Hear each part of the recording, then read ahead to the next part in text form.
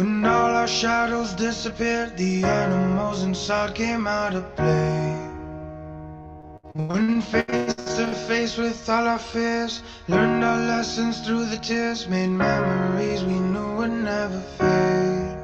One day my father, he told me, son, don't let it slip away. He took me in his arms, I heard him sing. When you get older, you're wild, I will live for younger days. Think of me if ever you're afraid. He said one day you'll leave this world behind, so live a life you will remember. My father told me when I was just a child, these are the nights that never die. My father told me.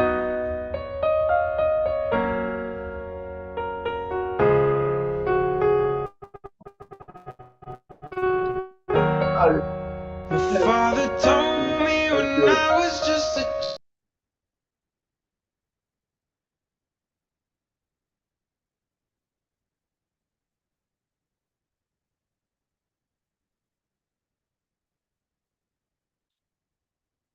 Ahorita van a Paíbu.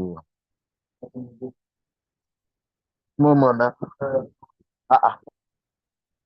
Ẹ pa fún ṣe.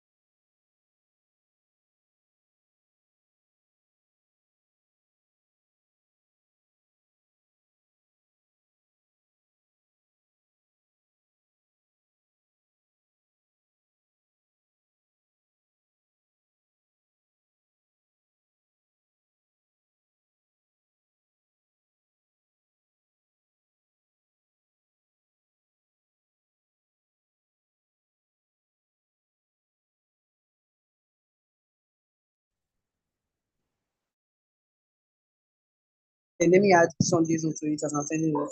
I've sent him. Why is your this not muted?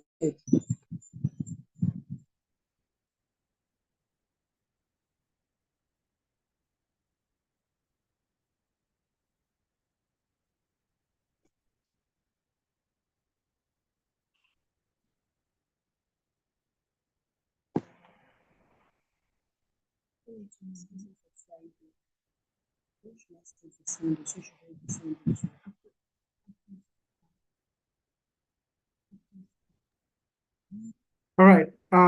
Good afternoon, everyone. And for those of us that are not in Nigeria, good morning.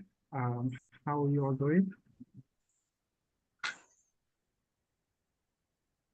All right. So I am going to go ahead to, I'll just go ahead to do the introduction, and we will start, because I know that some of us are already busy, and we try to squeeze our time to make ourselves available for this session.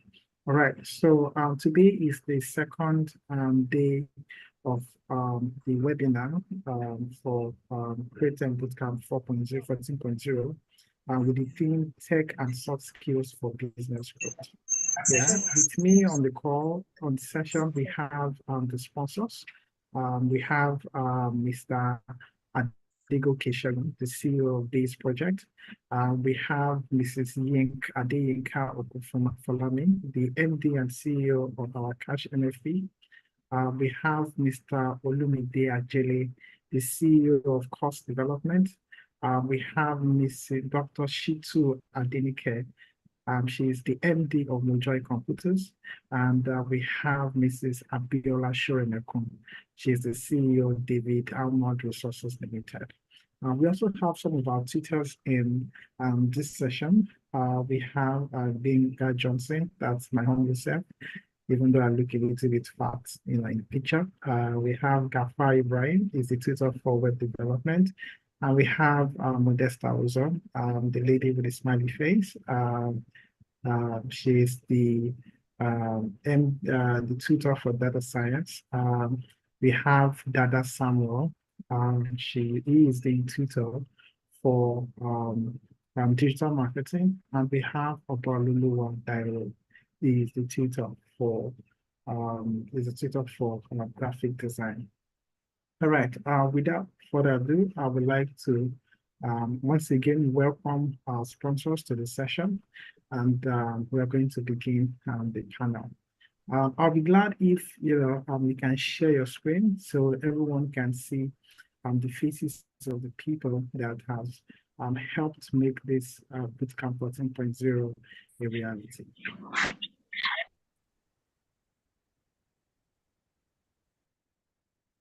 Okay, so I'm going to go ahead. I don't know if, okay, so I guess I'm just going to go ahead with asking the question, but I would like to confirm if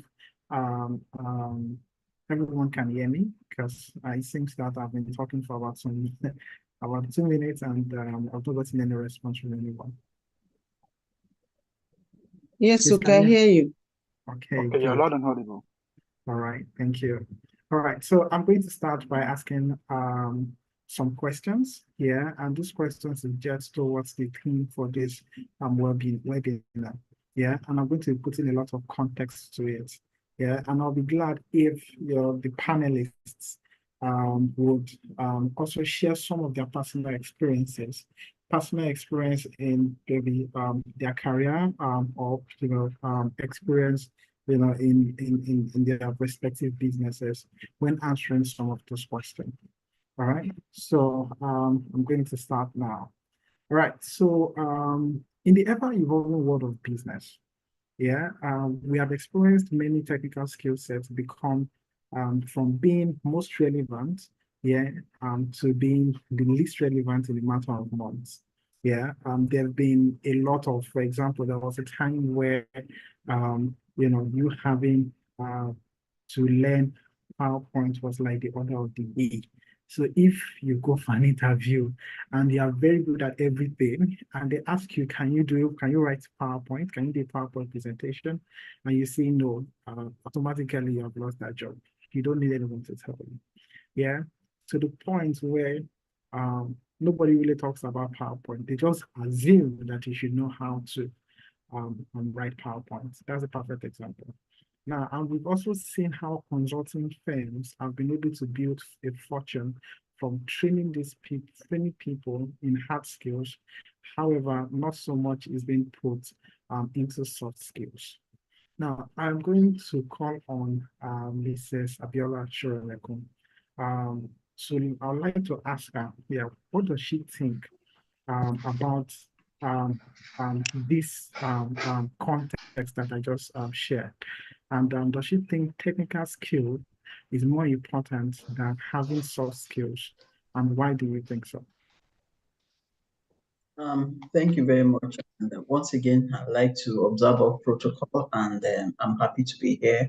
I'm happy to be a co-sponsor of this great program, and I'm happiest when I'm impacting youth, because I was also once a youth, and also some people I was able to get impacted from some other persons.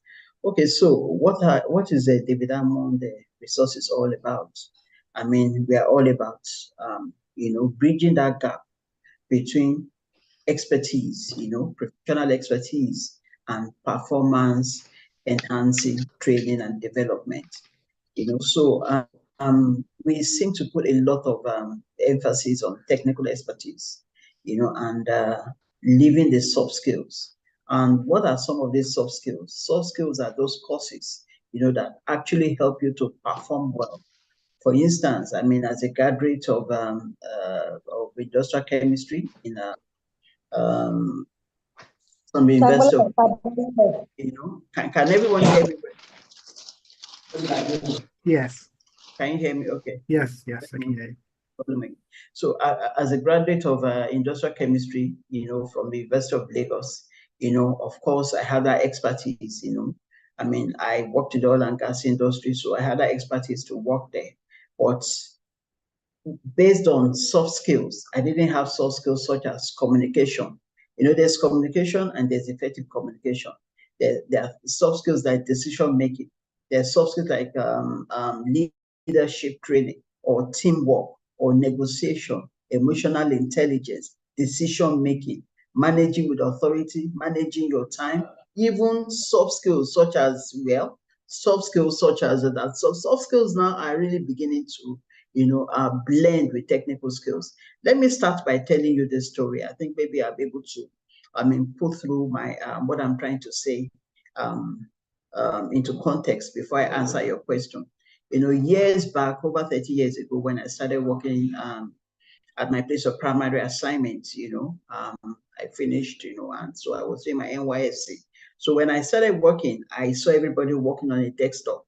I mean, coming from Unilag, the only thing I saw people using there was, the typewriter. And then, of course, the few computers that were in, were those big frame computers that they put, in some places like a museum. I mean, you could only see it, you could not touch it. So, I mean, a desktop was really very fascinating to me. And I saw people using that desktop, they were working on it, and I couldn't use it. And I felt very inadequate. I was just sitting down there watching people. And one day, of course, the desk that was assigned to me, I had a desktop there, but I couldn't use it. So you can imagine you have something at your disposal, and yet you could not use it. So one day I was just staring at that computer, wishing as if by staring at it, I would just develop that skill. So one of the co-workers, I said, I wish I could use it. And then this person now told me that, look, if you want to actually build your career in this company, you have to learn how to use that thing. And that was that moment for me. And I did go, of course, to learn the computer. And I started working. And, I started coming back. I started asking people, I would tell them, is there anything that you like to do? I would collect their work. I would do it for them. They felt, oh, I was doing them a favor, but they didn't know I was doing myself a favor because I was using them to teach me. So, I mean, the long and short of it is that technical skills is very, very important. And so also is soft skills. So what we're trying to do today, the collaboration between us today is, tech on one side and soft skills on one side. technology now, so as far back as 1990, so I mean, you can imagine from my story, if that technology computer was that important, that desktop. So just imagine now how important. You cannot overemphasize, the importance of that technology. I mean, and of course, when we talk about technology, you people know technology, those tools that help us to make our job faster. So we want to do our job faster, but we also want to do it well. So it's one thing to have that expertise. It's another thing to also have that tool, that scientific tool, that technology tool that helps you to do your job faster. You can imagine how we have moved from using a typewriter in those days to type a letter in those days can take you 30 minutes on a typewriter. I actually even learned how to use a typewriter while I was there, while I was doing my NYC, because I was always so curious, wanted to know everything. So it would take you how many minutes to type a letter and on a typewriter, and then it will take you lesser time to use a computer. So you can, so imagine if as per 30 years ago, if that was what was important. So I didn't finish my story. Maybe I should bring one thing. So I said I was doing my NYC. I did learn how to do that thing. And that's learning how to use a computer was a major consideration that made the company to retain me after my NYC program. And a company where I built my career for over 30 years. So imagine, and that's what I always tell people, that knowledge is key. People say that I grew up hearing sayings like, "Oh, curiosity killed the cat." I would tell them that my cat isn't dead yet. My cat is still knowing. And then people say, "What you don't know will not hurt you." I will tell them that what you don't know will not only hurt you, but it may also, delay your progress in life. So imagine, I didn't know about the computer, and I say, okay, what I didn't know will not hurt me. So if I didn't know about it, I would not be where I am today after 30 years, working in oil and gas industry. So technology is very important, no doubt. But you also need those soft skills. Those soft skills that are performance enhancing, skills that help you. For instance, let me give you an example: emotional intelligence. What is emotional intelligence all about? It's about, how to deal with your emotions and how to deal with the emotions of the people around you. We all know that people have different temperaments, and then you're coming to work in an office, people with different background, people, coming, some people know how to, control their emotions, some don't. So you're coming to work in an office, and then if you do not have emotional intelligence, how can you work in an office very well? So employers are beginning to realize the importance of these soft skills. Things like, decision making. You may be an engineer today, but if you do not know how to make decisions, how do you want to go forward with the company? I mean, you may be, maybe a computer person in an office, but if you cannot communicate effectively, how do you want to work? So I will say both of them are very important, and a fusing of both will actually help, people to progress in their career and to also progress in their business. Maybe I should stop there. I hope I've answered the question. Yes, you have. Thank you very much, Mrs. Sharon. Yeah, I remember when you just talked about when you talked about typewriter. Yeah, when I was younger, I learned how to type when I was in secondary school, and I used to wonder, like, God, I thank God I was not born in that time.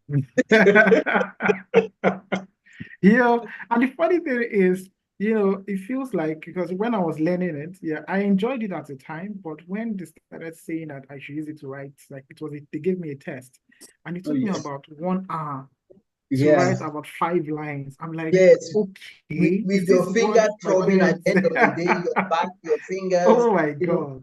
Yeah. And I'm like, okay, this is what my parents really passed through. Thank God I'm yeah, born in this era.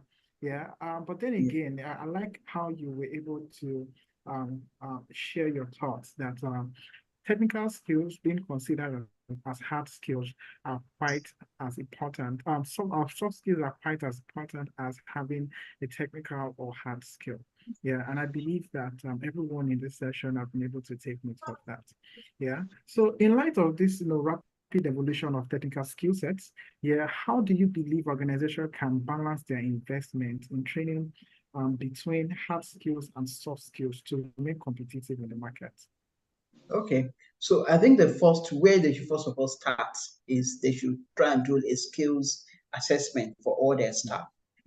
Skills assessment, I mean, to know what and what this person can use, what this person can use. Do it for the whole staff. That's number one. And then number two, create a continuous learning environment, for the staff. By the time you've done the skills assessment, you know the people that can use the computer, that can use PowerPoint, that can use whatever. And then, so the people that can use, you create training programs that would enhance, their processing of the technology. And the people that are not able to use, you also introduce them to it.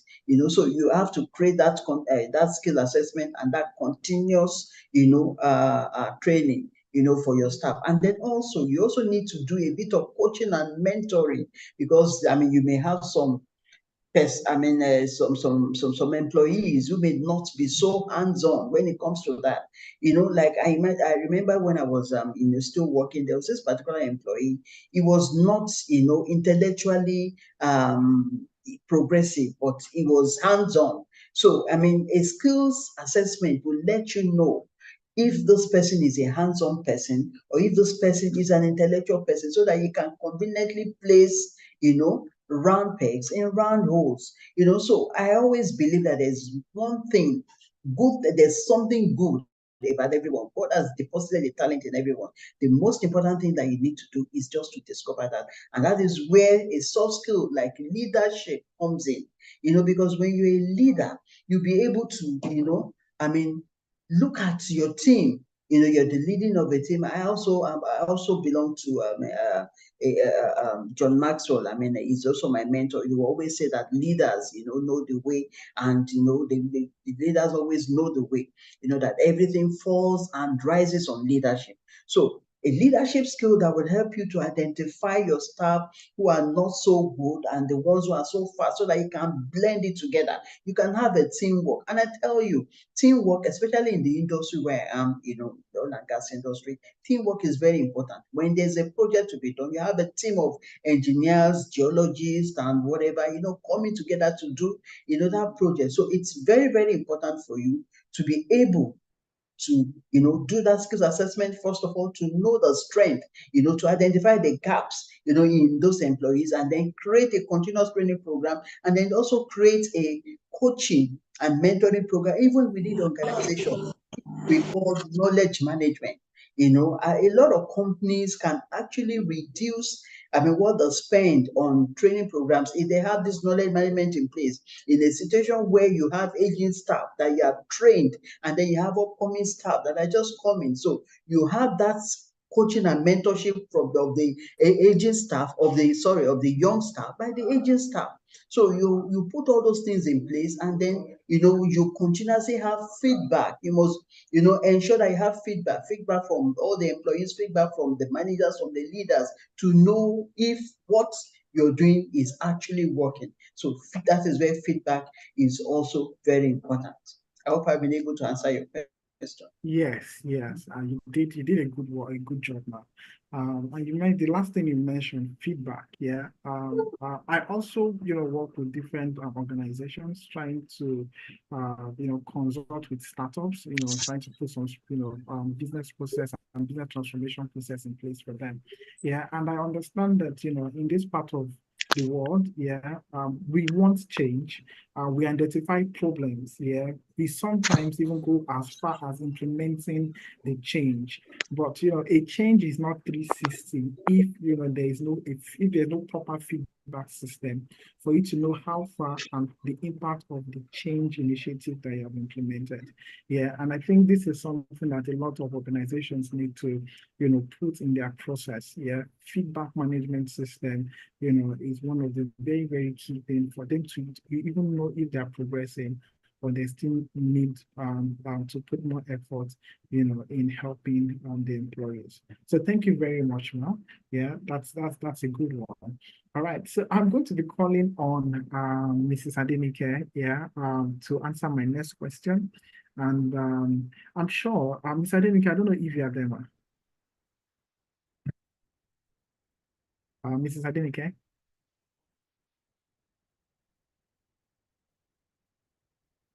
Oh, okay. Hi, how you doing, ma?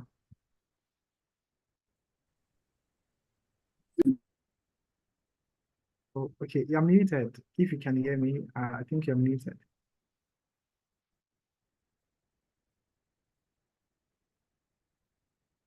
Oh, okay. So I think she's trying to. I think she's trying to get her internet sorted. Yeah. But I would like to ask. Maybe I'll throw this question to Samuel. Samuel, are you on the call?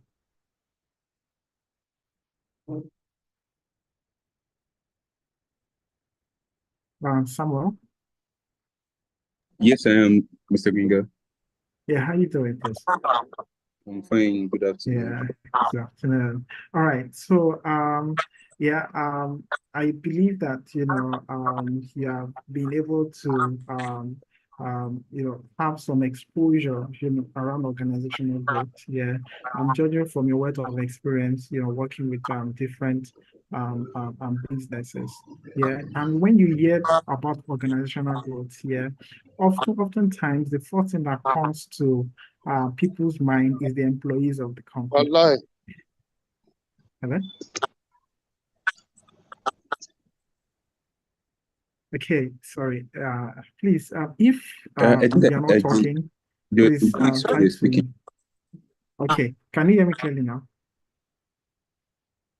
Yes, I can. Yeah. There were some glitches while you were speaking. That was like, Oh, okay. Yeah. So I was saying that, when you hear about organizational growth, yeah, you often hear the perception towards organizational growth. A lot of people always, think of the employees first in an organization. And there have been numerous cases whenever things doesn't really go well for an organization, the first thing that the management will do, yeah, is to review the human resource, of the business. Like, I want to believe that, you've also been able to experience something of sort, and this is happening a lot of times in Nigeria. Now, my question now is this, yeah. Do you think that employees are the most important component when we talk about organizational growth, and why? Okay. Thank you very much for that question. I strongly agree employees are the most, or let me say, the most important in terms of organizational growth. My point is around, or my premises will be built around the fact that one, whatsoever the organization is building, it must be built around the employee, because the employee are those set of people that will actually push it out to the people. And I say something very well, especially in my branding class. I said, when you plant a seed, oftentimes nobody sees the seed. What they see is a plant. The plant is what you are offering to people. So your clients, your audiences, your customers, they all see the plant. But the seed is what you guys do internally. So nobody sees what you guys do internally. Nobody sees what the management and the staff actually communicates. Nobody sees what they deliberate on. But that is the most important thing in an organization, because whatsoever the organization plans, whatsoever they bring together or agree on to say this is what we are doing, that is what people would eventually get. So as much as possible, the employees are very important. And I often encourage employees not just to rely on growth from the organization. A lot of organizations have growth plans set as well laid out by the organization. You as an individual, you should also have your own growth plan. When you come into an organization, you should be able to know, this is where I am, and this is where I must get to, or this is where I should get to before I leave the organization. And you should also put a time frame to it to ensure that during that period of time, you are consistently learning. Don't see any organization in quote as a peak, because for example, even if you are working with the big four, or you're opportunity to work with other that's like Mrs. Sharon Mekun said earlier, you still have to go irrespective of the organization you have. So the issue a lot of people have is when they get to certain organizations, they just see it as the peak of their career or the climax, and then they stop learning or they stop growing. So wherever you find yourself, ensure that you are actively learning.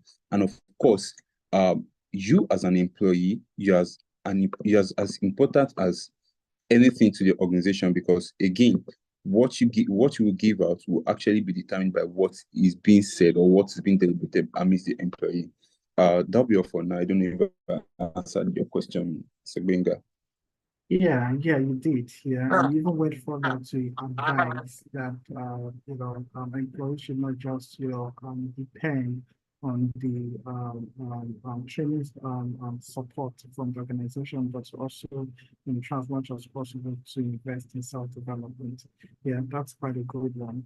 Yeah, so I'm going to want to ask my next question to Mrs. Inka. Yeah, Mrs. Inka of the follow me. Yeah. So Mrs. Inka, please can you confirm that you're on the call?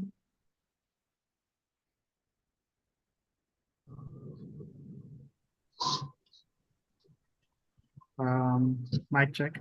Mrs. Inka, are you there?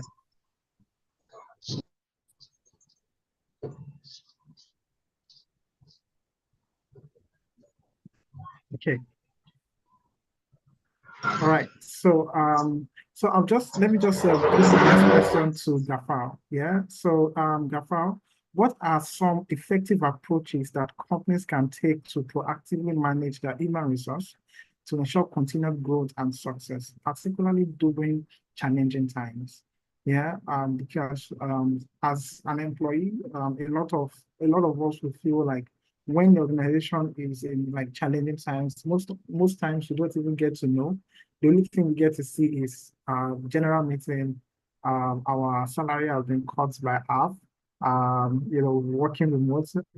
The next thing is some of us might not be able to, might not even be paid because of the organization is going through hard times. We are not really preview to some of what the exact problem is, and sometimes as an employee, we tend to feel like we're being treated unfairly. So what are some of the effective approaches that you think these businesses can take to proactively manage their human resource to ensure continuing growth, especially during challenging times? Okay, thank you, Mr. Benga, for the question. Okay, so while actively listening, I was also going through some aspect of what you just said. Okay, so first, I think the importance of communication is not stressed enough between employees and the company. Okay, so oftentimes, like most employees doesn't know what goes on in the company. They are just visibly fixed to their task, the task they happen, their approach to work, and what they stand to gain at the end of the month. And okay, in most important cases, staff should know what is coming into the company and what is going out. How far is the company doing? How far are they doing in the market? How is their competitors? Are they ahead of their competition or they are below? Or okay, what's the company remuneration? What is the cost budget? All these are some factors that should be incorporated into communication between staff member and the employee and the company. Okay, so in most situations, most of employees don't know actually what goes on in the company. They are not aware of the cost the company is running. They don't actively participate in earning for the company. They are just there to complete their task, their daily task, and yeah, go back home and probably learn more from the company. Okay, so part of the meeting I've had over the time I've worked with Greating is particularly faced on how can the company work around this issue. So first thing I would like to say is mindset. Okay, so every company should try and encourage or educate each of the staff members to build up a mindset that while you're here to work, you're also contributing to the company. Hello, please, I need to know if you can hear me. Yes. Okay, so while you're here working, you also need to contribute to the company. You should take a responsibility of impacting on the company. You're not just there to work or earn your monthly dues or salary. You're also there to come to improve on what standard the company is at the current time. Are you there? What are your contributions to the company? And in what ways have you helped the company achieve their goals? Okay, like Samuel said, he said the company goals is very important, while staff goals is also important. But most staff are mostly concerned about their goals and not the company goals.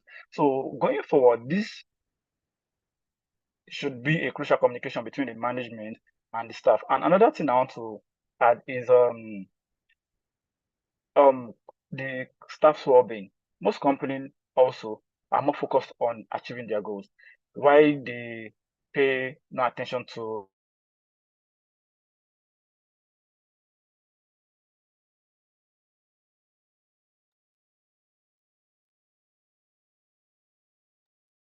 Okay, I don't know if it's just me. Gaffer, I'm not sure I can hear you anymore. is to manage staff affairs and their relationship with work. If this is more incorporated in a system where a staff is running short on, let's say, expenses, transport to work, and some other personal problem relating to work, the staff won't be there the staff operation to work won't be 100% at 100% capability. Most of what they'll be doing is bringing emotional baggage to workspace, which could in turn affect other staff member. You can imagine a situation, a working atmosphere where a staff is not happy, telling another staff that, okay, this is what is going on and this is how the company is treating me. They just spread the emotional trauma around, and which in turn is dwindles the staff capacity to operate effectively in the company. I hope you understand what I've just said. Yeah, I understand. So, in addition to what you have said, personally, I feel like organizations, especially during challenging times, should not make decisions just like that without having to, have some type of session, brainstorming session with the employees before deciding to make a final decision on the direction that the business should take. Yeah, I'm going to sound like one skit maker is a comedian and also is the skit maker. Yeah, and please permit me to crack this little joke. Now, so if there's issues in an organization and the management are quick, to point fingers to the staff, and try to see how they can reduce staff, try to see how they can just, ginger the staff, instead of having to, go through that line, why can't organization, when they're trying to make decision regarding the way forward or the new direction that our business will go, to, first thing first, call the staff members, sit with them, let them understand the challenges, that the organization is currently going through. Then give them an opportunity, to come up with solutions. There can be like 2-3 brainstorming sessions. Then your employees might now invent a solution that can help make the organization become relevant during these hard times.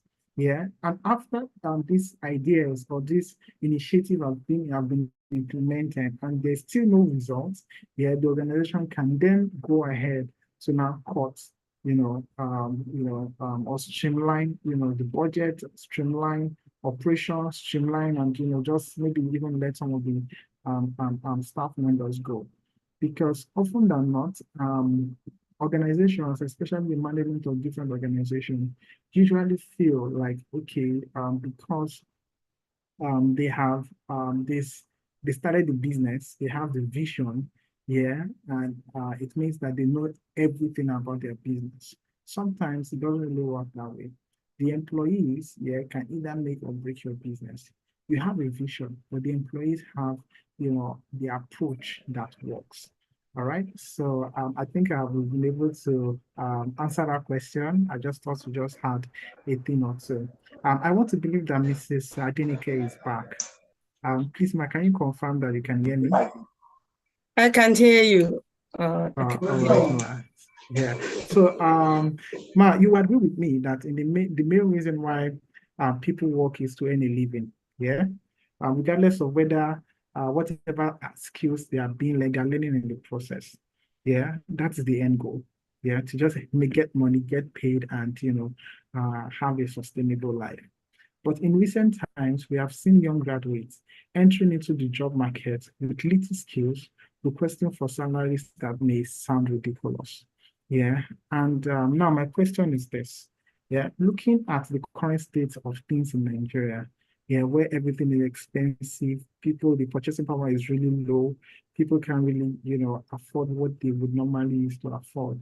Yeah, do you think that young graduates should still prioritize unpaid job internship and grow their skill, or you think that they should prioritize getting a paid job, whether or not it helps them grow their skill sets?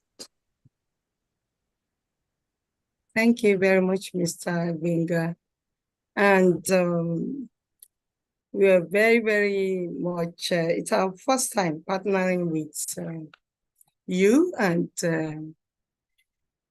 we are happy to have done so, because so far, with the little discussions we have had with you, a lot of things have been made known to us. So we promise we will keep partnering with you, because this has been a win-win one. So thank you very much, Hans. Yeah. Now, when we interview, I'll come from there. Like when we interview an employee, we want to be sure that the employee has something coming to the table. We want to be sure that the employee is not, going in for just the salary alone. We want to be sure that they want to come, learn something, they have, try to find out about the company, and they think the company has something to offer them.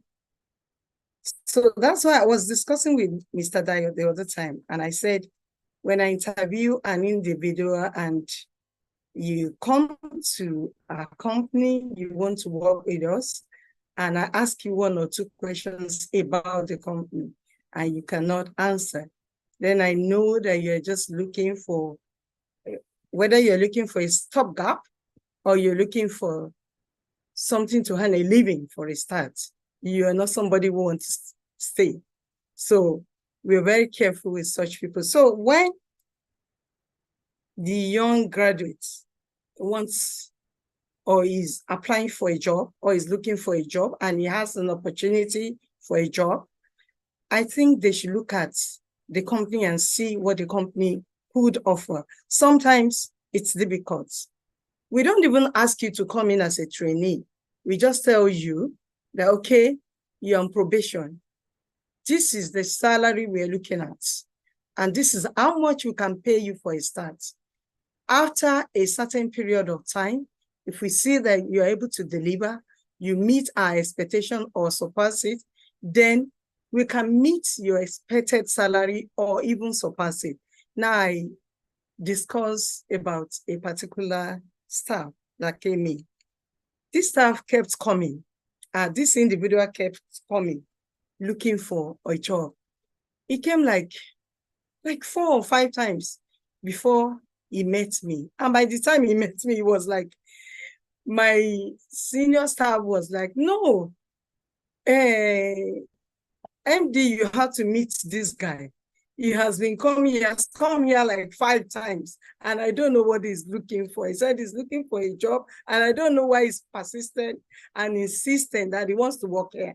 So he came, I gave it some thought, and I said, okay, after finishing this task I had on my desk, I asked him to come in. He came in, and I, had a chat with him, not an interview, because I wasn't prepared for one. So I had a chat with him, and the guy impressed me silly. I'm telling you. He just went on and on telling me about Mojoy, what Mojoy does, what people say about Mojoy. He has asked about Mojoy within the cluster and all of that. And I was like, wow, you really are interested in working here. And I tell you what happened. By the time we employed him, we wanted him to handle our, online markets and all that, and our social media and all of that, website, updating and all of that.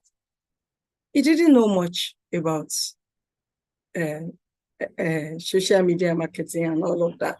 He didn't know much, but he said, I'm a friendly, I'm a friend to social media, and I tell you, just tell me what to do, and I can do a whole lot. So I told him, okay, let's try it. Start with our website. What do you think about that? And he came with criticism, is dull, is this, is that, is that. And within a short time, he was able to improve on that. Within a short time, he went headlong on the social media thing. He was learning. Then after some time, I had to ask him, how did you acquire all of this skill within a short? He said, I don't sleep. I'm asking people. I'm learning online. I'm doing this and I'm doing that. That tells you that that's the person who came in having something to put on the table, to add to the company, to improve the company. Somebody who is interested and particular about working in a particular company, in this particular company that he came to. And when he came, he was able to help us tremendously. Our online sales even surpassed the offline, the in-shop, sales became like child play to what he could do.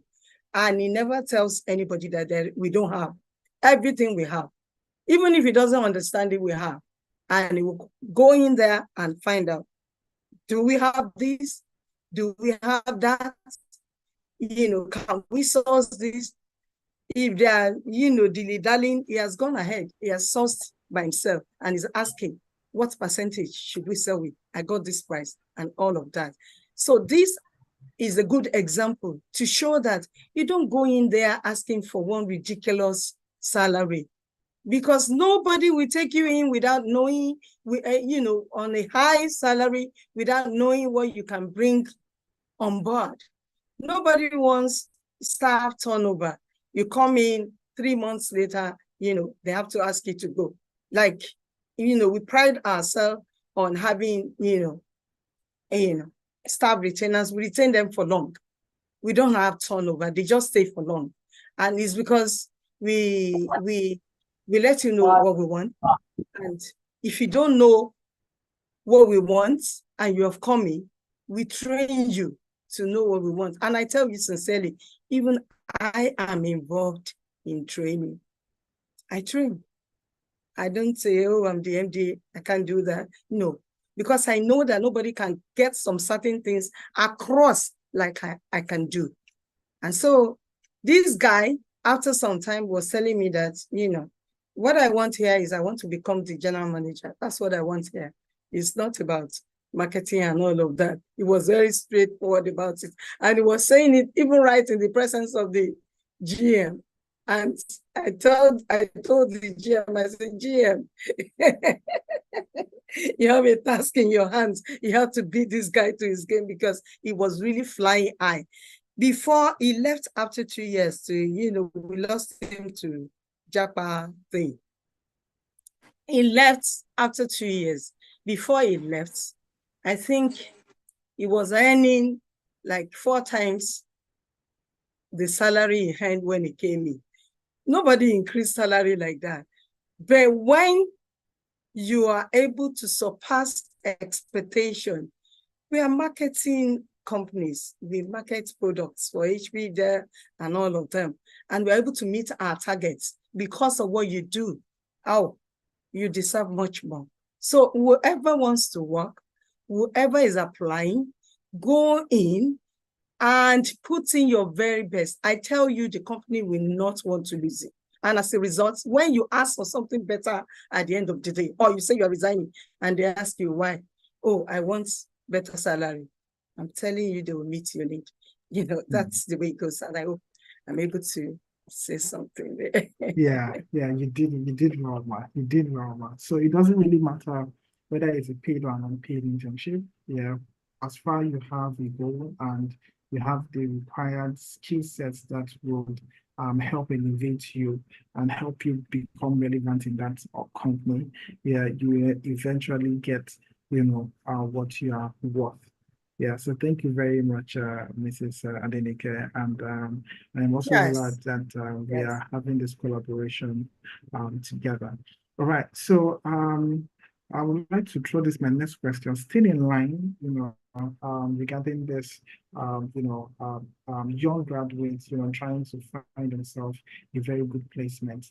Mrs. Shorenberg, what strategies can educational institutions and employers implement to better align skill development with the demand of job market? Yeah, particularly for young graduates entering the workforce. Okay, thank you very much. First of all, let me also appreciate Dr. Adenike for that very wonderful example. And then it speaks so much to what Ibrahim Gafar said about, young people, owning their skills, not waiting for the company to train them, but getting the necessary skills. If you know what you want to do in life, if you have a goal, if you have, it all depends on your goals, your aspirations in life. So if you know where you're going, if you know the career path that I want to do, then don't wait for the company or anyone to train you. Begin to train yourself. So I believe this young man was able to, get Dr. Adenike's company to employ him because he had trained himself.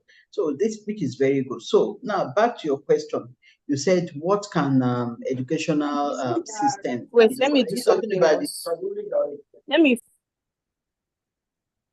Hello? Yes, we can hear you. I said, what strategies can educational institutions and employers implement to better align skills development with the demand of the job market?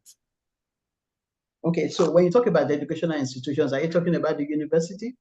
Yeah, universities, Talking about professional training training institutes. Yes. Okay, yeah. I mean, yeah, because of course the educational system, I mean, if you went through the educational system in Nigeria, okay, thank God we did a lot of theory, and less of practical. So I mean, so in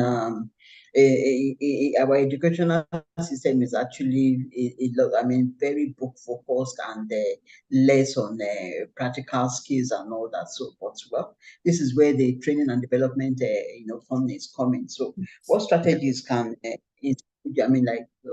companies like us, how can we help? I mean, we're in this space, to help the company, businesses, organizations to say, look, you need to train your organization. So you need to train your employees if you want the best for them.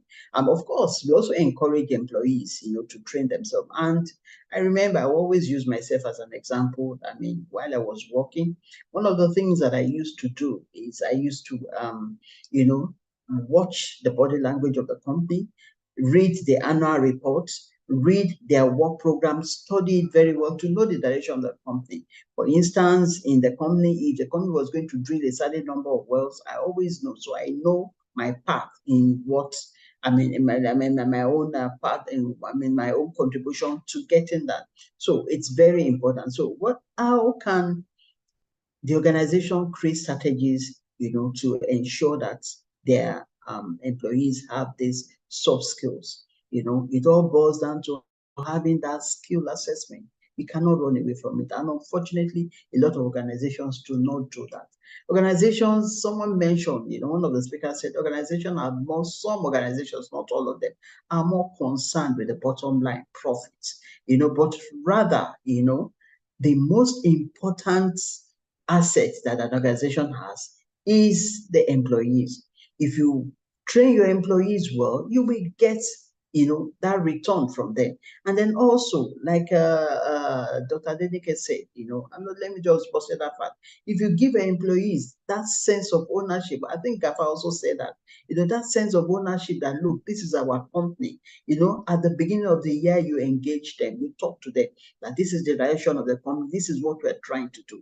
You give them that sense of ownership that, look, you now break the jobs down, that strategy. I mean, after giving them the vision or the mission, of course, every employee at the beginning of coming into the company, you educate them, which is induction. That is, tell them about the mission of the company, tell them about the vision of the company, let them also, imbibe that. Okay, so every year you talk to your employees, you thank them and discuss what happened last year, maybe the setbacks, the wins, and then also discuss your projections, your goals for the year. When you give them that sense of belonging, it's like it is hers, and of course, that sense of belonging also means that at the end of the year, when the company has performed well, you give them bonuses. I've even seen some companies that even encourage some employees to also have ownership in the company. So the employer must first of all engage the employees, and then, give that engage employees by giving them that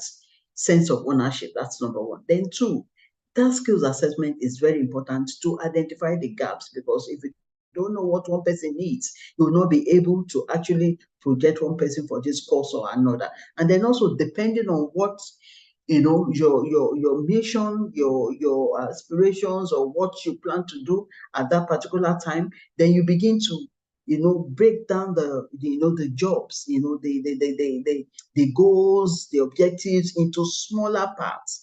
For instance, you will tell the human resources that, look, in our projection this year, maybe we are trying to get so and so number of this. So what is your own portion? Let me use my company as an example. Okay, so when I was working, I told you I worked in the oil and gas industry. So I was in business development. So when the company says, okay, this is what we want to do this year, maybe we may want to drill so number of wells because we want to achieve so number of production. So everybody knows their part in that. Me, the business development, I know my part. What was my part? My part was to develop business to ensure that I get approvals from our partners so that I can reduce the turnaround time in our project. So what does the HR person does? The HR person is, sometimes they want to do project meetings, sometimes they want to they have to travel maybe to hotels, or maybe they have to travel outside the country. So the HR ensures that maybe tickets and accommodation are done well on time. Then what does the accountant does? The accountant looks, it's also, you need, every time you need to engage. It's a strategy. You need to engage your employees, but unfortunately in this part of the world, we have that top, to bottom, kind of a hierarchy, so that kind of hierarchy does not really give employees that opportunity to actually showcase themselves, and then also give employees that initiative, which is one of those things I don't see, people. Most organizations don't allow their employees to actually have that initiative. Like they're telling them what to do. Let me tell you the story of Henry Ford. I don't know whether you've heard about that, Henry Ford.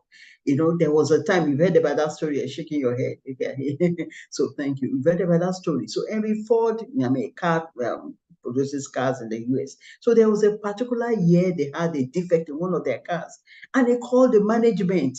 His top management called them together. I said, and of course, when they had that defect, of course, they have standards in that place. So they said, sorry, you have to withdraw all your cars. And you can imagine what that means for a company. And so they wanted to move forward on that. So he called all the stock management team and said, what can we do? No one was able to deliver on the answer.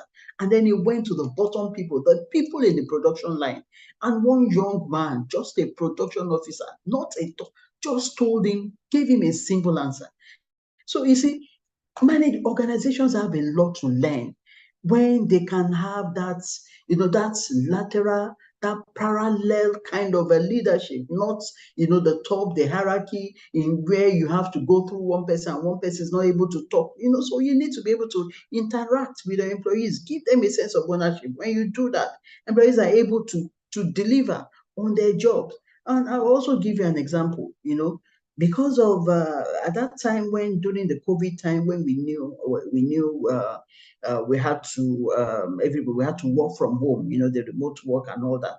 And then in my department entails a lot of physicalities, going out, meeting, delivering letters, and of course some of those letters have to be acknowledged, by the partners, because some of those letters are on projects, and look, I have done this project, I have to approve, you have to approve this project, and so they needed to acknowledge those letters. So in a situation where you can no longer go out to acknowledge those letters, so at that time when they told us that, okay, we're going to have work from home. So what did I do? I developed, because I knew my job, it's not everybody that can do that, but I took ownership of my job. I took ownership of my, my department, because I was a manager in my department. I took ownership. I said, look, if I'm not able to deliver a letter physically, there must be something I can do. So I got dedicated emails from some of our partners.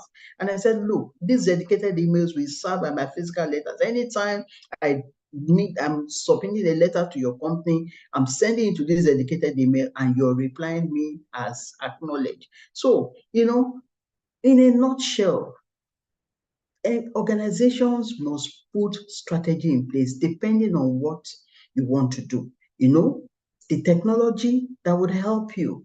Maybe it depends on your company, what you're doing, so the kind of technology you put in place, whether you want to do AI or you want to do a very effective mailing system or whatever.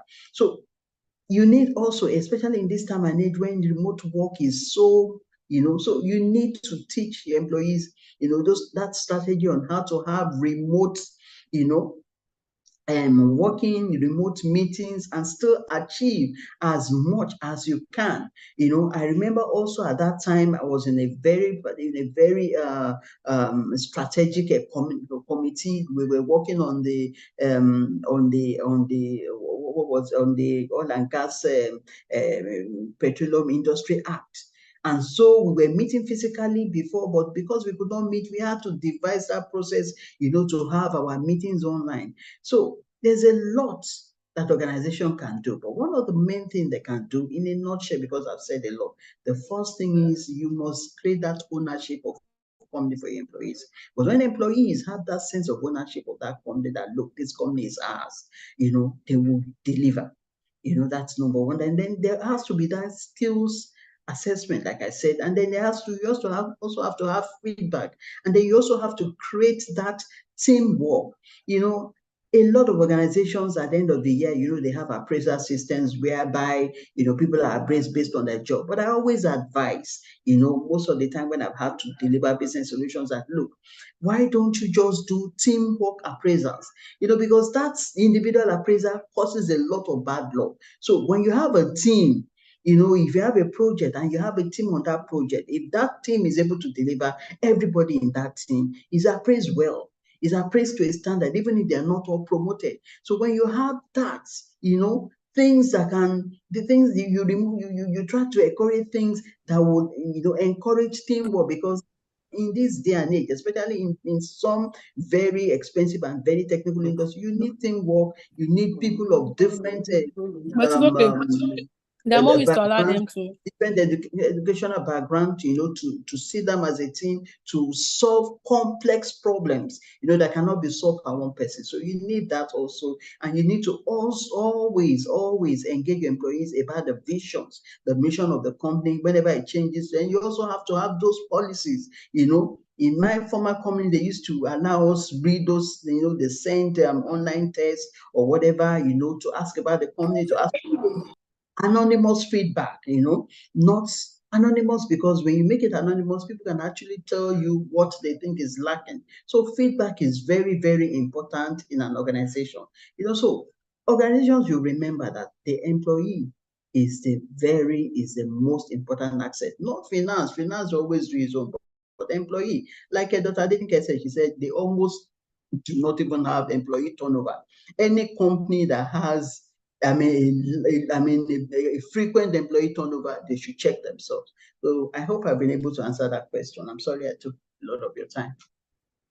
That's fine. That's fine. We're able to explain it in details.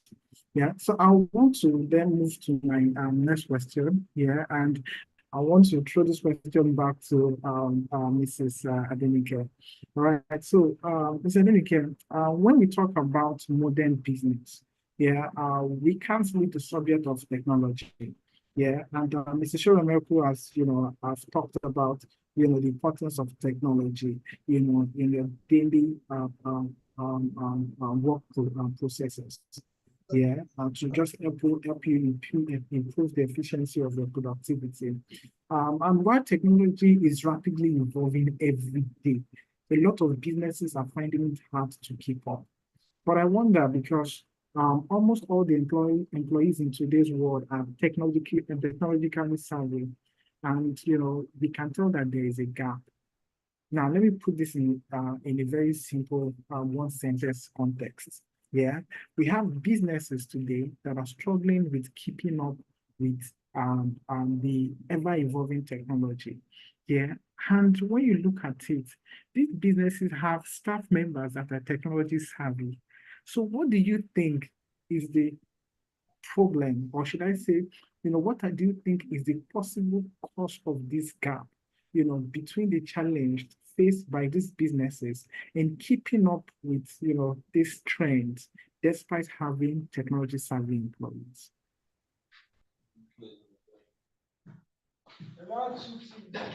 Oh, you're muted, ma.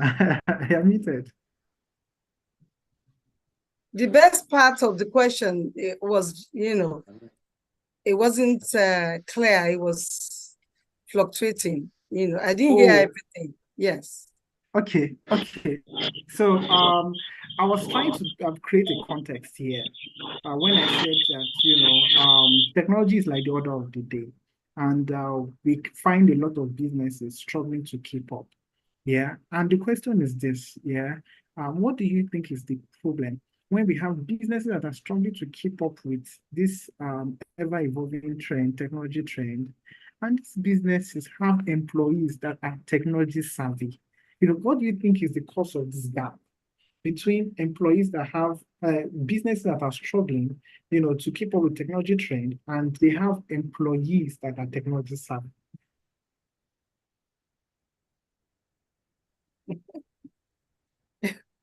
Okay. Mrs.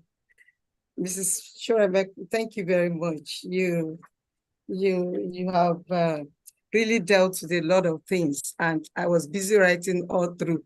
So it's good that you took the time that you took. It was good. It was good. I think basically, I don't want to blame the management through and through, but sometimes when you make the vision clear, and then when the vision changes, because everything changed, and the only thing that is constant really is changing itself. Like when we started out with computer, what we had then was Pentium 1, Pentium 2, and then it graduated to Pentium 3, and then we were integrating systems. There was no HP in Nigeria, no Dell, nobody. We bring in motherboard, we bring in processors, we bring in all of these things, and we integrate them. So when people come to buy system, they ask for system like you ask for food in a canteen. I want semo, and I want a egusi soup, and I want it to pala, or I want rishi with it. That's the way they come. They just come and say, when it started, growing higher, and then we're having Wi-Fi and stuff like that. People come in and they say, oh, I want Wi-Fi, and I want a graphic card. I want 6 gig graphic card. I want 8 gig graphic card. And they keep asking like that as if, and I want LAN card. I want this, I want that. They just tell you what they want, basically. Now, we moved from that at a point to a place where people don't want you to give them a particular kind of casing. If you know the kind of system I'm talking about, it's not all in one. It's those ones that were looking like, they call them FedEco box, then we just laugh. The big screen, like their big screen, like the television we had in the past. So when we were moving from that to, normal flat screen, and people were beginning to ask for bigger things, we started upstaging our game. Upscaling our game. And then we started putting in what exactly they want. We started doing it faster than we used to have it. How did we achieve that? What we did was let the staff know that, look, this is not the way it goes again. this is the way it goes. It's either that you're able to catch up or someone else has to come in. So in an ordinary office too, because I almost call our office, a retail office now where we sell, we just sell basically what's the HP and Dell and all of those suppliers. We don't configure system again. So what we basically do is sell. How can we sell effectively? When we have somebody who has the skill, who knows to sell online, who knows to do a whole lot of things. And because we did not give him the job to do, here is where the management comes in. Did you tell the guy to do it? He doesn't want to jump the gun. He doesn't want to do what you didn't ask him to do. Now, this is where we have to do some skill check sometimes. What can this individual do apart from what he is doing? A lot of people come in and they can do a whole lot and you don't know about it. But when you begin to see some things creeping and you see, did you do this? And he says, yes, I did it. Then that means that that kind of individual can do much more than he actually told you he can do. The management needs to empower the employees. You have to, don't give them a position without giving them, what do I call it? Without giving them the necessary power to operate in that position. Okay, when you give them a position and you tell them, okay, like Mrs. Shore Mekun said, that you should let them have a sense of belonging, a sense of ownership, that, oh, we own this company together. If they have that sense and you have a challenge, you have a gap, they will come up and tell you that, look, this thing, if we do it like where you interact every now and then with them, they will come up and tell you this and this.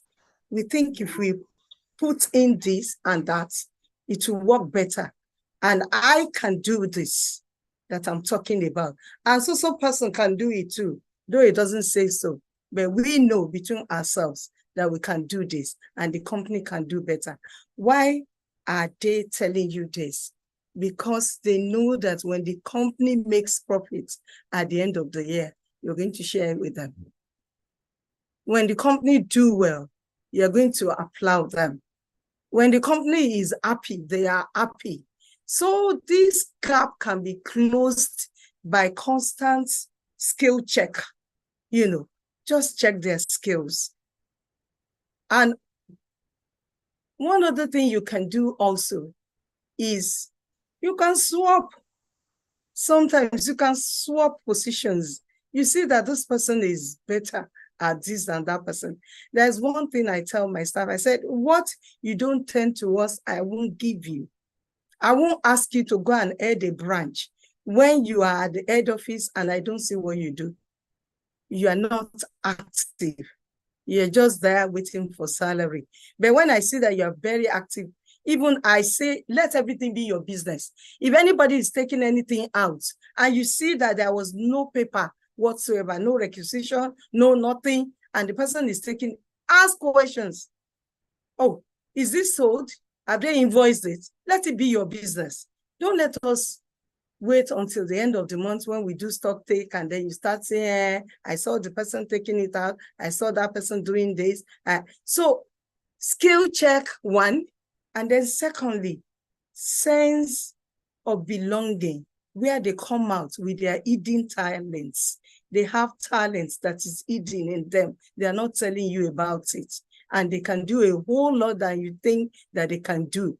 In some areas where you think you are an expert, in fact, they will floor you when you allow them to demonstrate their capability.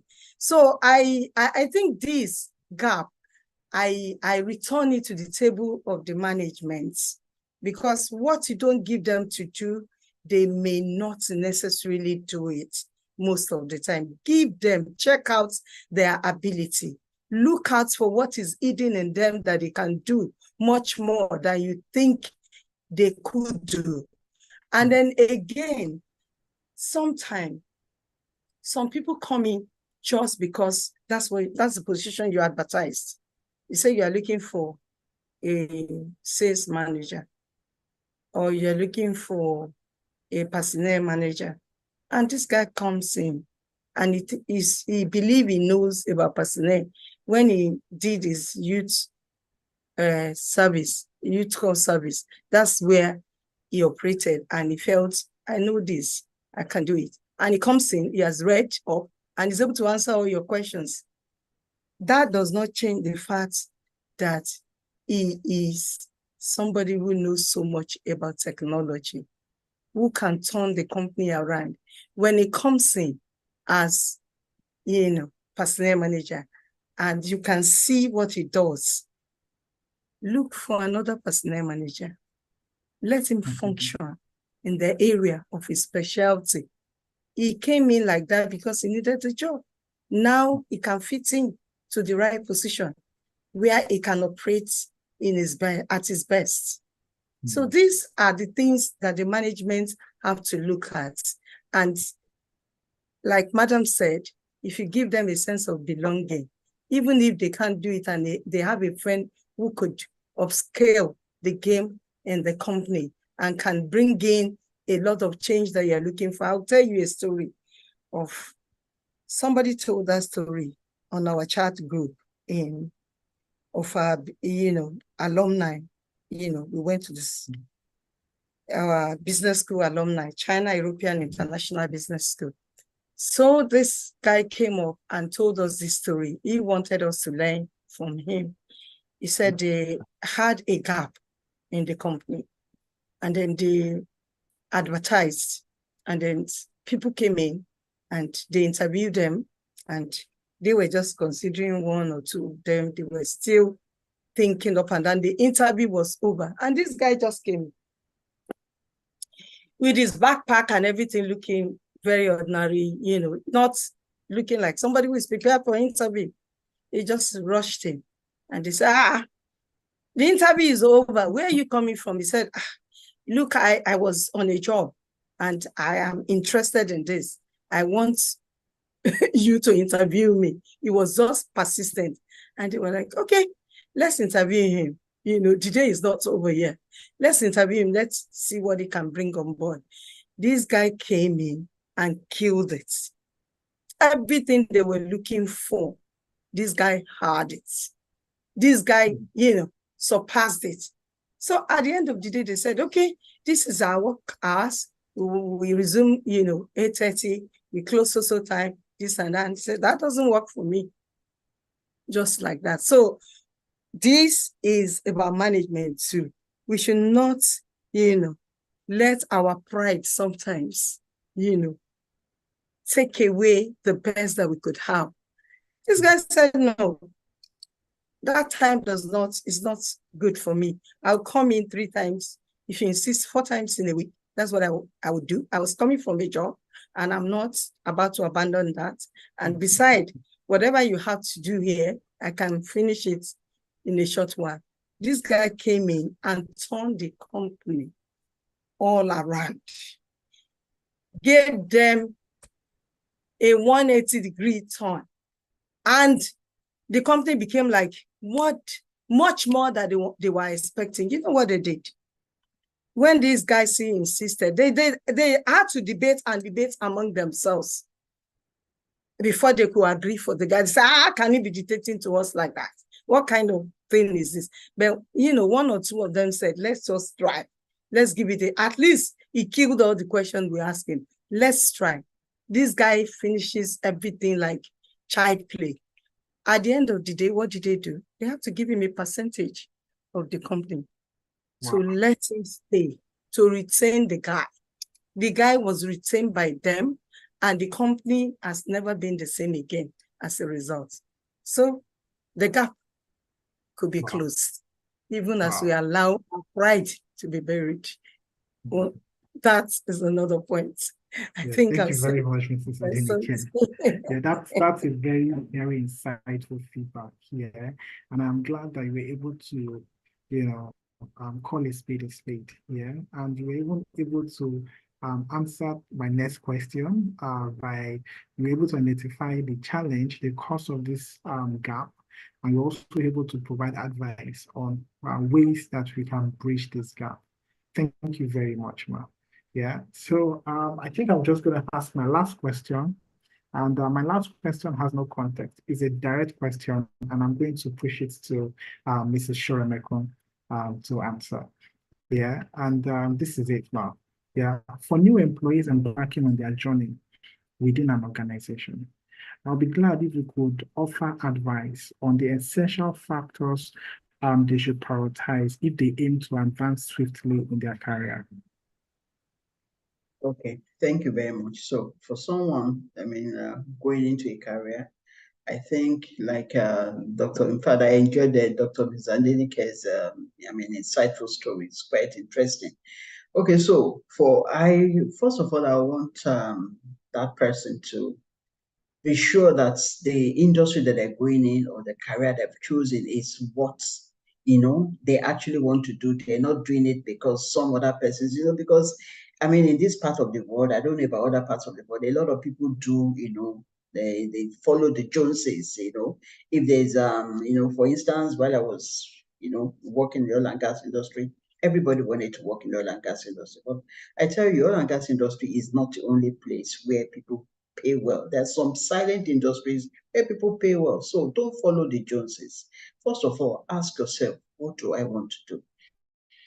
Where do I want to be? What career path do I want to follow? So those are the salient questions that you ask for yourself. And then number two, when you have not decided where you want to go, then begin to build the skills, and make yourself very relevant. I will also tell you a story, when of course, because stories actually buttress our points. When I finished, my university degree, when I wanted to go into my NYSC place, actually, I spoke to a friend of mine. I was a member of JC then.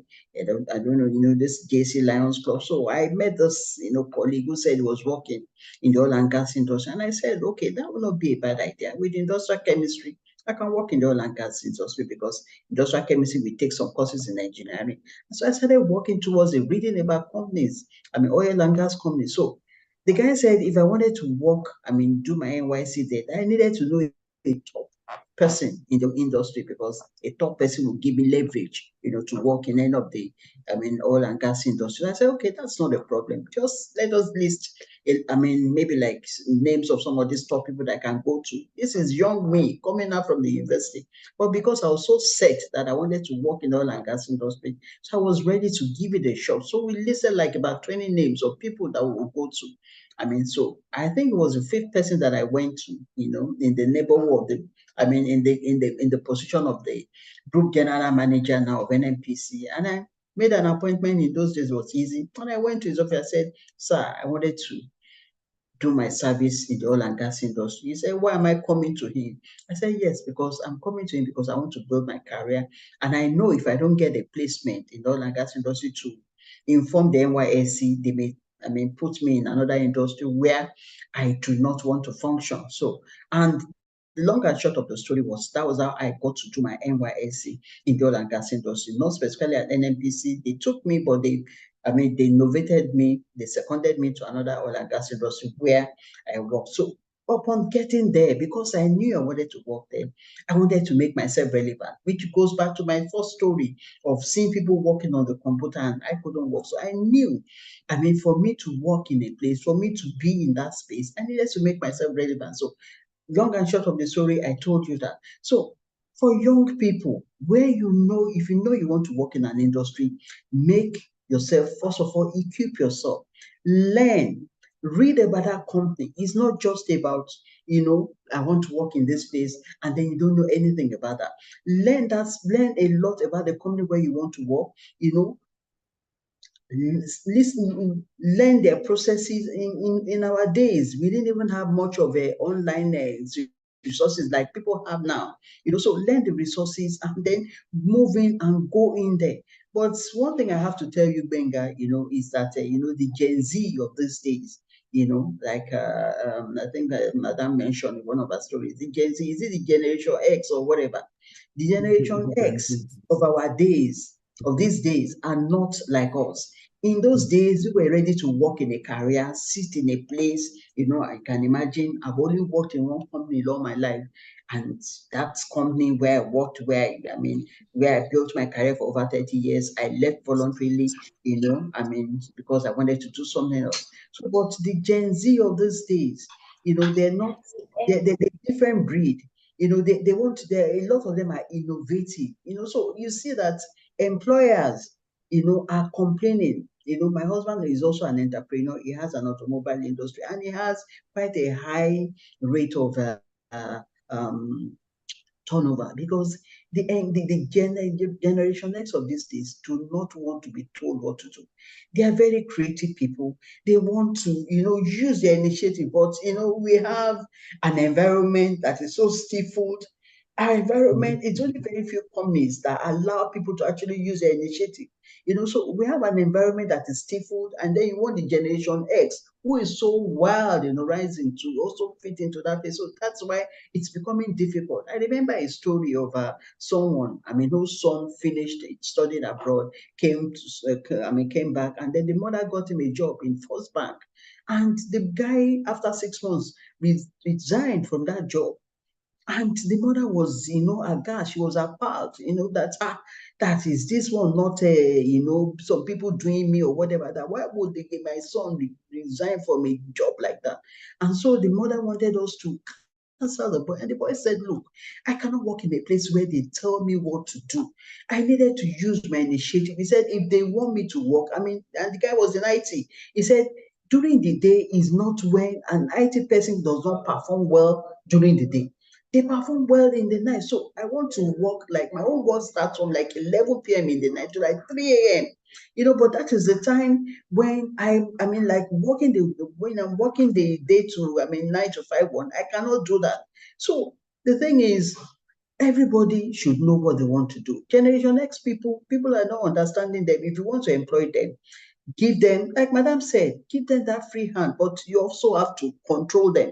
They want that initiative, they want that creativity. And I tell a lot of people that when we have hard times, yes, hard times, but behind those hard times, wrapped in those hard times are opportunities. And I tell you that it is during those hard times that we are now that people break even.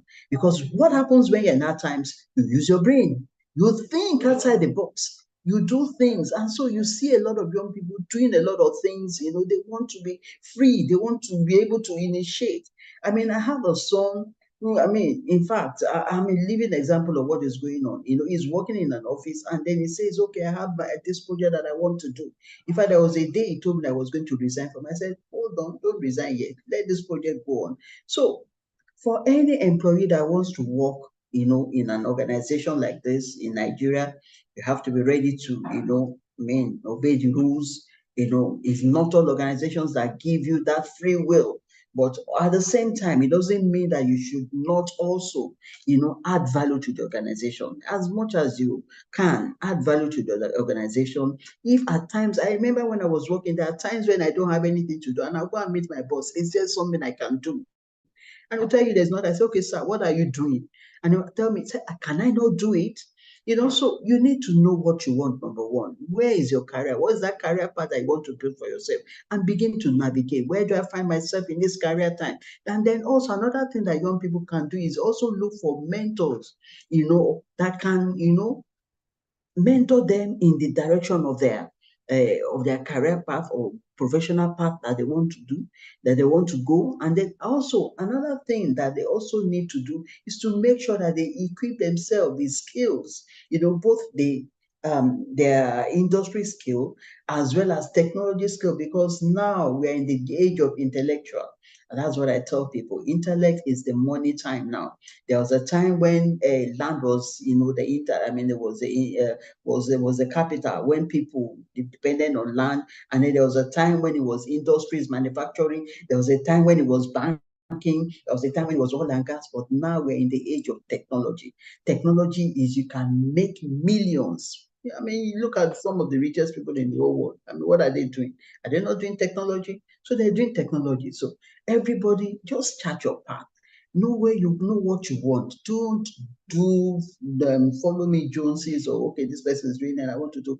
Know what you want to do. Work on your career path. Look for somebody that can also inspire you in that. Maybe look for somebody who is in that career path and try and reach that person, even for that person to be, a mentor to you, to, just advise you how they were able to get there, and then also ensure that you skill yourself all the way. You're always on top of the game. You equip yourself with the necessary knowledge, the necessary skills about that industry that you want to do, and then you see yourself going on smoothly. So I hope I've been able to answer your question. Yes, like that is quite detailed.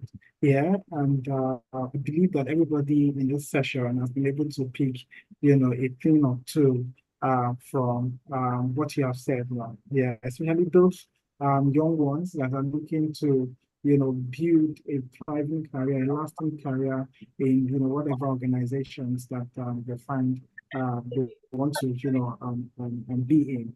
Yeah, I would also maybe, permit you to at least just share one story. Yeah, all right. So, while I share my story, it's just going to be very short because I just want to use that to validate some of the things that Mrs. Shoremekwa have mentioned. So I used to work in a bank, yeah, as far back as 2015, 2016, yeah, and I felt like, I got tired of having to wake up in the morning, wearing suits, going to the bank and doing the same thing over and over again. Yeah, and I did that for a year plus, and I was like, you know what, I'm not sure I want to continue another year like this. Yeah, and I never really knew exactly, the next step to take because as at that time, there was this with the technology wasn't really as as accessible as it is today. So there's still a bit of a glitch as to what you really want to do, yeah, versus the step you need to take to achieve your dream. Yeah, and I would say that even the name of what I am today, yeah, the title I hold today, I never really know as at the time when I knew that I am tired. But what I know is this, I know that, I am not built for a overly structured environment. Yeah, I'm going to get bored. Yeah, I even had a nickname, in Access Bank, then they call me Eagle Eye. Yeah, because I was so good at what I do that, yeah, I got bored because it's still the same routine thing every day, Monday to Saturday. Yeah, so 2017, I decided to just, confront my demons and say, okay, enough is enough. Yeah, I am going to look into other job opportunities that speaks to the type of skill set that I have, which is to think, yeah, to solve business problems. Yeah, I wasn't doing that in Access Bank, and that was how I started my career proper. Yeah, and fast forward, I think that's 9 years now. Is it up to 9 years? No, I think about 8 years now, or 8 years now. I am in a position where some bank managers, yeah, branch managers, can't, like, I'll just say that I'm kind of like a little bit higher than the position of a branch manager in a bank. Yeah, which is quite something because sometimes when I do recruitment, because I do recruitment, so sometimes I see CVs of branch managers wanting to, apply for the job role that has been posted. Because now everybody has realized that, the paradigm of, having career fulfillment is not just sitting in a structured environment and waiting to grow. The world is so big, and thanks to technology, there are a lot of possibilities. Just by doing what you love, like just by, just focusing on your hobby, some people hobbies to, to eat. And, they go on social media and, shoot a video of them eating different kind of food. And, they become successful and eventually have, the fulfillment they could not get, working 9 to 5 in an organization for the past 5, 6 years. All right. So my point there is this, and this is just to validate Mrs. Shoremeko's points. When you're trying to find a lasting vision, a lasting career fulfillment, in a designated company or designated industry. 1, you need to do your due diligence. 2, you need to be committed. 3, you need to find mentors to work with. You need to understand that industry very well and also apply to the role. All right. So I want to believe that there's some other questions in the group. But if there's no question, I would like to use this opportunity again to say thank you very much, Mr. Shoremeko. Thank you very much, Mrs. Adenike. And thank you very much, Samuel. Thank you very much, Gafa. This is quite an interesting session, and I believe a lot of us here have learned a thing or two. And I am honored here to be anchoring and hosting this session. I look forward to other business opportunities and a lasting working relationship with everyone. And to our audience, I believe that we've learned a thing or two. And I want to encourage us that we don't stop our learning at this point. We need to continue to advance ourselves and continue to invest in ourselves and ensure that we don't lose sight of our vision. All right, thank you very much. I don't know if there's anything you'd like to say before we end the session, Mrs. Adenike and also Mr. Shoremeko. Let Mrs. Adenike go first, since you mentioned that. Okay, then. Okay, I want to thank the convener very well. It's been a beautiful boot camp, and I tell you, I have a staff there who is learning, and he came back and it's looking like, wow, that kind of thing. And again, I want to thank you for the opportunity to share, our knowledge, our experience. We delight in doing this because I keep saying one thing, the errors we've committed, because I've been an entrepreneur for quite some time. You might be techpreneur, but I've been an entrepreneur and with multiple ones for that matter. And I can share a whole lot of, experience. And these errors that we have made and all the trouble we have gone through, we don't want the upcoming ones to go through this. So it's always an interesting time to share, our knowledge, to share, what we know that can prevent you from getting into what we got into and struggle and came out. But I tell you one thing that I want to give you for free is that we got into so many things, we were able to come out of them because the economy was still fairly okay.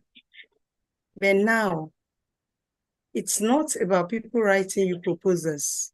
It's not about people tossing the paper on your table to look at and it looks magical. Wherever you don't have your input, wherever you don't have your mouth, don't put your money there. Because losing money now and getting it back, maybe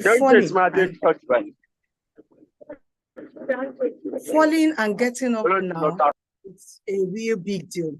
So I would advise you, when anybody brings you a proposal, you want to check out. You want to check out with people who have been in the business, people who know exactly what the business is all about, the ups and downs in it. If it is something you could do, if it is something you cannot do, you beat a retreat and ensure that you don't lose money. Don't do anything that you don't know about. Don't swim in unknown waters now, because coming out is full of sharks and crocodiles and all manner of, herbivores that can, like all manner of carnivores that can ensure you never come out of it. So I want you to know that getting into a business, you just have to know exactly what that business involves. It's not about writing proposals. We are being in trouble upon proposals, adhering to proposals, believing in proposals. We are being in a lot of trouble, doing that. And that's the giveaway I have for you. Thank you very much, Mr. Adedayo Okunfolami. Thank you, the great uncle. Thank you very much. Thank you very much. Very, very much. God bless you everywhere. Mrs. Yeah. Choremekun, I hope we will meet. Yes. I hope Yes, we'll I hope one on we'll meet. Yes. I hope, I think that you should facilitate that. I mean, this is what I call the networking. So, okay, so I'm going to, be on the other side, Dr. Adenike. Dayo, you are not doing Dr. Adenike justice. You keep calling her Mrs. She's a doctor. It's a lot to be a doctor. So please afford her that respect. You've been calling her Mrs.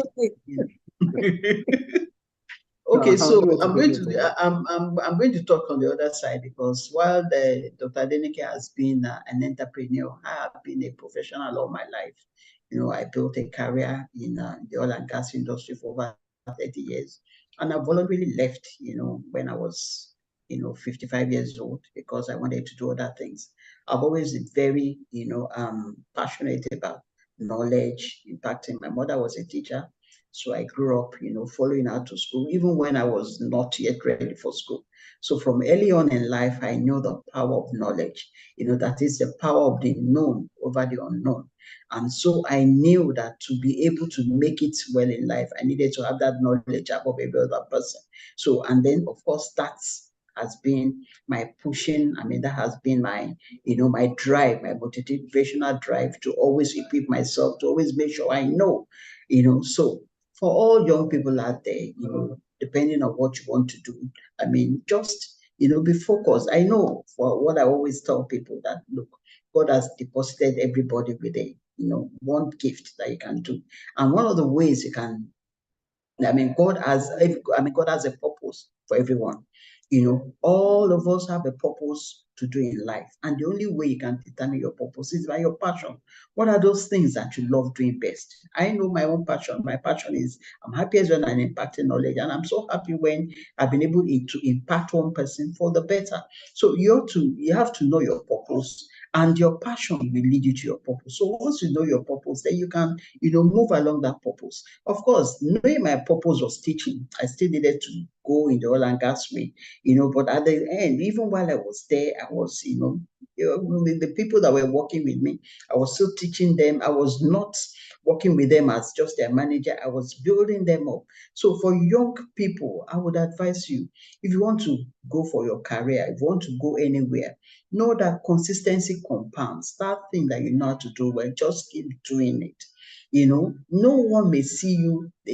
It's possible that somebody may not see you at that time, but one time will come when somebody will see you. Just be focused. What do you want to do? What do you have? Where do you want to see yourself? Just be focused on that way. Go that way. And then ensure that you skill yourself. If you want to work in an organization, if they're not training you, don't worry. I've had to train while I was working. I had to train myself, even outside the country, with my own money, because I wanted to acquire a particular skill. So, ensure that you skill yourself, and then another thing that also helps is belonging to an association. When you belong to an association of the industry where you're in, that is, you get real life experience, Training is good because training will train you in the rudiments of the job or whatever. But when you go for, when you belong to an association, and then you go for those conferences, you get real life, information about what is happening. And then you also get to meet people who can inspire you, who can mentor you. And so when you're going there, don't go I mean, prepare to just sit down, go with your pen and your paper, write things down, ensure you ask questions, let people see you, be noticeable. So make yourself, just visible. I think that's one of the ways that you can, actually get by in this world. I mean, the world that we're in is a very competitive world. Everybody can do. Before, I mean, people have, for first degree and they just relax. But you find out that people have master's degree, people have PhD. So there's nothing you have that somebody else does not have. So what is that competitive edge? What is that value that you have that you can add to the organization or to yourself or to wherever you're working? Always, what the organization wants, like Mr. Adenike said, is to add value. You're coming to me, you want me to give you my money, then you also have to add value to my business. So go with intention to add value. When you add value, you don't even need to ask for that, salary increase. When they see the value that you're adding into that organization or whatever, they will be the one to even, put more money on your salary, and increase your salary, give you promotion. So don't go with that intent. I want money. I mean, they are wrong. They're the wrong things to go for when you want to get a job. Go because you want to build a career. Go because you want to, have a professional progression, something like that. So young people, I mean, for those who do not want to work, who want to work by themselves, I mean, entrepreneurship is the field of the day. You can start your business, but before you start your business, also know, read about the business. Don't just go into a business because others are doing it. Do it because you have that passion for it. And let me tell you, sometimes you may fail, but failure is never, a reason to give up. When a baby that was born, a baby has to, when the baby is learning to walk, they will fall down, they'll crawl, then they start to walk, then they fall, and then they get up and pick up again. So opportunities, challenges, difficulties that we have in this world are opportunities in disguise. And what is business entrepreneur all about? I'm sure Dr. David will agree with me. Solving problem. Look for a problem that you can solve, and then the rest is history. Thank you so much. I want to thank you once again. Very much. I think we've spoken before, but I mean, it's good to be acquainted with you. And so, Dayo, thank you for inviting me for this program. And I'm happy also to impart our youth, because we have to do something. I tell people that service to humanity is your rent that we pay on planet Earth. We are here, once you have gotten to a level, you have to also give back so that, it's not enough to complain about what Nigeria is going through. What have you contributed? So in any way that I can contribute to impact, the younger generation, it will be my utmost delight. So thank you for having me. It has been a wonderful session. I've learned a lot from Dr. Adenike, even from Ibrahim Gafar, learned a lot from everyone. And also you, Benga. Except that Adedayo did not speak during this session. I listened to yesterday. I think you need to speak. You can still speak. All right, Mr. Dayo, over to you. Thank you so much, Benga. I think it's been a very interesting and engaging session, and I don't have anything to add really. Just thank the panelists, Dr. Adenike, Mrs. Abiola Shoyemekun, and notable host Benga Johnson, and Ibrahim Gafar and Dr. Samuel, and the audience that have been on throughout the whole session. So thank you so much. Thank you. I think the physical session, we're having a physical session on the April 7th, for the sponsors, April 8th rather, for the sponsors. So I think that would be the perfect time for the networking for Dr. Adenike and Mr. Shoyemekun to meet. So thanks once again, and goodbye for now. Thank you. Bye. Bye.